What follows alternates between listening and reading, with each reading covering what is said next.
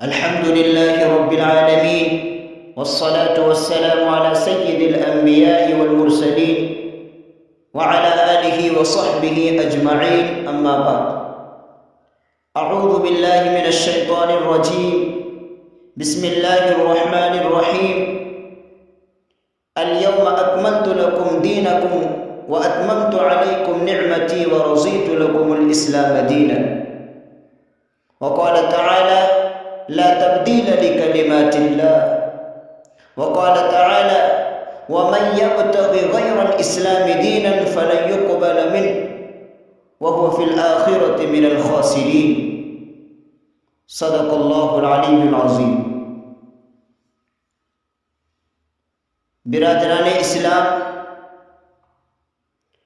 اللہ تبارک و تعالیٰ نے جو ہمیں پاکیزہ مقدس دین عطا فرمایا ہے، یہ دین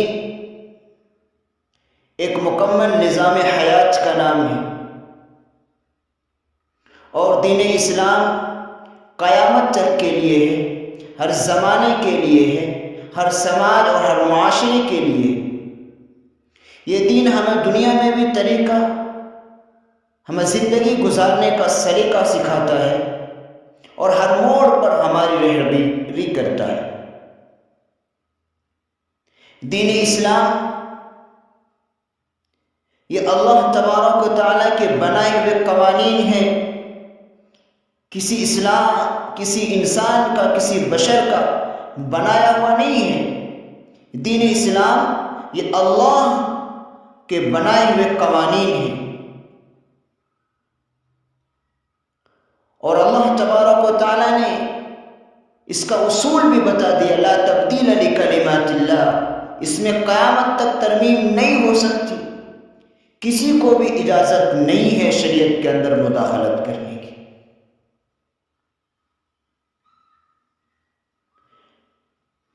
اب جو ایک مسئلہ ہمارے ملک کے اندر بڑی زور و شور سے چل رہا ہے، جس کو یونیفارم سول کوڈ کہتے ہیں، یا یکساں شہری قانون یا UCC، اس قانون کے ذریعے سے حکومت، اس کو تو کئی مفاسد نیت ہے. جو میری سمجھ میں ہے میں آپ سے شیئر کرتا ہوں. حکومت یونیفارم سول کوڈ کے ذریعے سے ملک کے اندر افراتفری کا ماحول پیدا کرنا چاہتی ہے.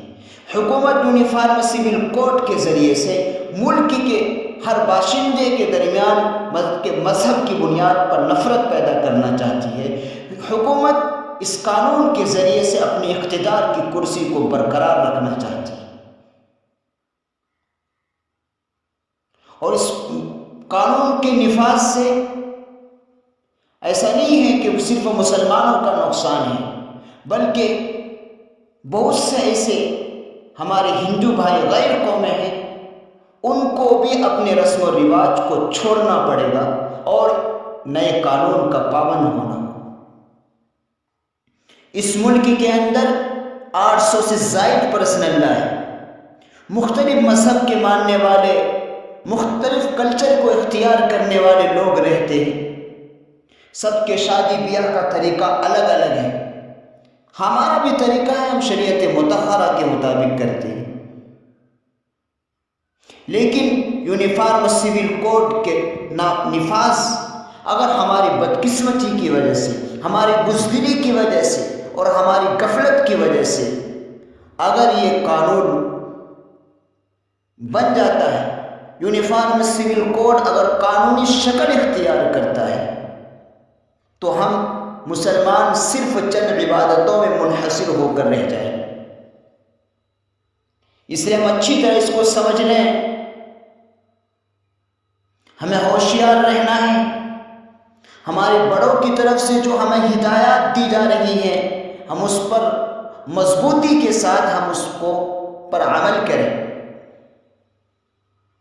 اور یہ ہم عہد کریں کہ اگر حکومت اپنی طاقت کے بلبوتے پر اس یونیفارم سول کوڈ کو قانونی شکل دے دیتی ہے، تو ہم اس قانون کو فالو نہیں کریں گے، بلکہ جئیں گے تو اسلام پر جئیں گے اور مریں گے تو اسلام پر مریں گے، اور اپنے معاملات، نکاح، طلاق، وراثت، ہبہ، خلا، یہ سب کے سب ہم اپنی شریعت اسلام کے مطابق ہی حل کریں۔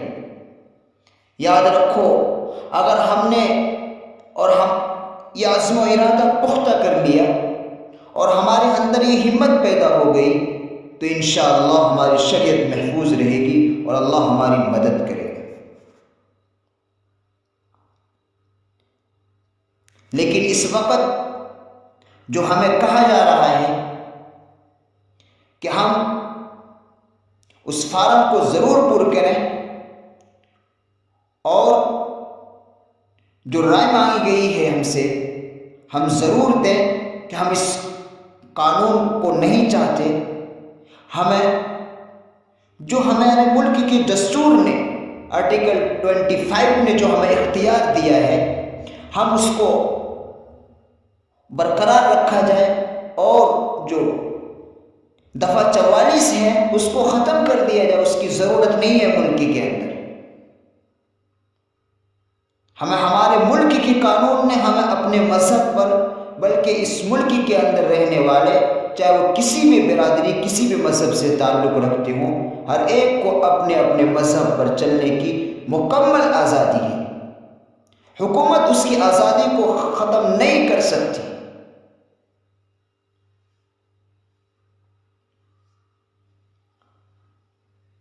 یونیفارم سول کوڈ یہ اس ملک میں رہنے والے ہر باشندے کی آزادی کو ختم کر دینے والا قانون ہے۔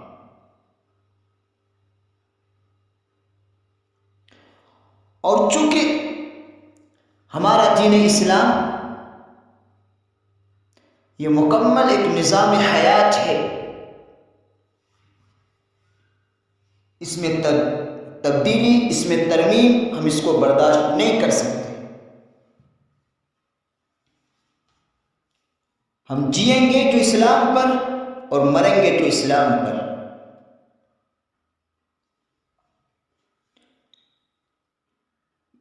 یہ حکومت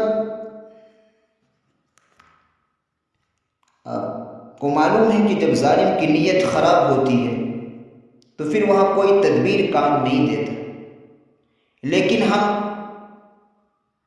ہمیں جو کرنے کو کہا جا رہا ہے ہم اپنے کان میں تیل ڈال کر سو نہ جائیں، بلکہ جو ہم کر سکتے ہیں ہم ضرور اس کے لیے سعی کریں۔ لیکن یہ بات میں ضرور کہہ دوں کہ دراصل یہ سب آفات اور یہ مصیبتیں کیوں آ رہی ہیں، اس کے مجرم بھی ہم ہی لوگ ہیں کہ ہم صرف چند عبادتیں کر کے اپنے آپ کو مسلمان اور اسلام کو فالو کرنے والے سمجھتے ہیں کہ ہم نے پوری شریعت پر عمل کر لی، لیکن ہمارا رسم و رواج، شادی بیاہ، اسی طریقے سے خلا، طلاق، وراثت، جن میں ہمیں شریعت کے مطابق ان معاملات کو حل کرنا چاہیے، تو ہم شریعت کو پس پشت ڈال دیتے ہیں، تو اور ہم ان میں مغربی تہذیب، وراثت کا مسئلہ ہے کہ بیٹی کو حق سے محروم کر دیا جاتا ہے، چھوٹی موٹی ہوتی ہے تو دے دیتے ہیں، لیکن اگر دکان مال زیادہ ہے نہیں دیتے۔ شریعت کا مذاق تو ہم بنا رہے ہیں، جس کی وجہ سے آفتیں ہم پر آ رہی ہیں۔ ہم عہد کریں کہ ہم مکمل شریعت کو فالو کریں گے، شریعت کے مطابق زندگی گزاریں گے، اور اپنے معاملات، سماجی زندگی، معاشرتی زندگی، اپنے معاشرے کو اسلامی شریعت کے سانچے میں ڈالیں گے۔ یہ قانون بنانے والے آتے رہیں گے، یہ قانون بنانے دو، لیکن ہم اسلام کو ہی فالو کرنا ہے۔